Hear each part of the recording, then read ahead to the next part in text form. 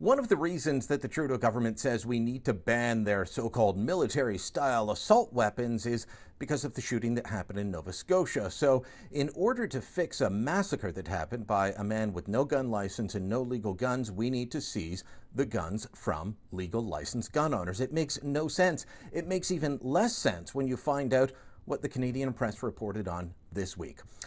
Previously, we've told you about the reporting by Joe Warmington, Toronto Sun columnist, who spoke with Gabriel Wortman's father, Gabriel Wortman being the shooter. Now, his father, Paul, said that about a decade ago, he had reported his son to the RCMP. He'd been violent with him, he'd beaten him on a family vacation, he'd threatened his life, and he told them about this violence and about his illegal stash of guns. You would have thought that if that was something that the Mounties were tipped off to, they would have acted, but they didn't. Now we find out from the Canadian press that a neighbor tipped off the RCMP in 2013. A woman named Brenda Forbes. She is described as a 62-year-old retired Canadian Forces veteran. She lived near Wortman in the Portapique area of Nova Scotia, where he had his vacation properties.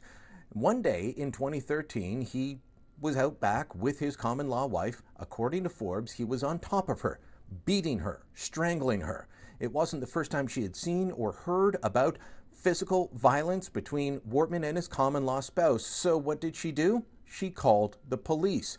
Let me read to you from the Canadian Press report. It states, "On that incident, I called the RCMP and I told them what happened.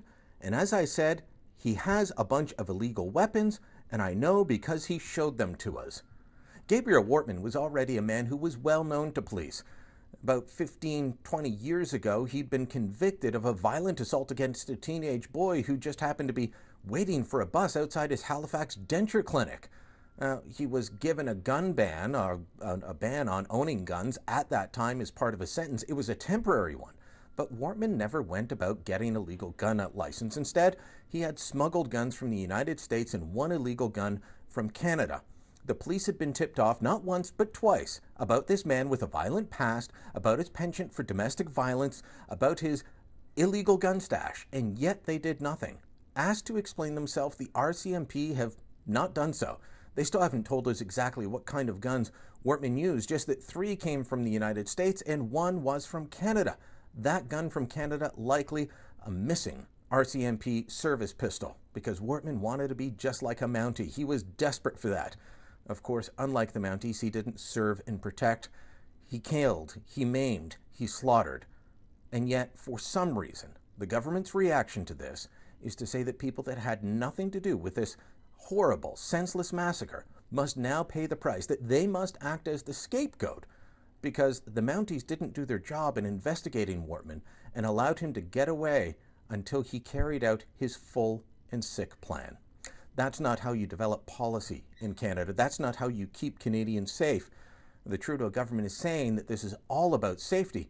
I'm telling you, it's about anything but safety. It's about finding someone to blame for the government's failure to act earlier.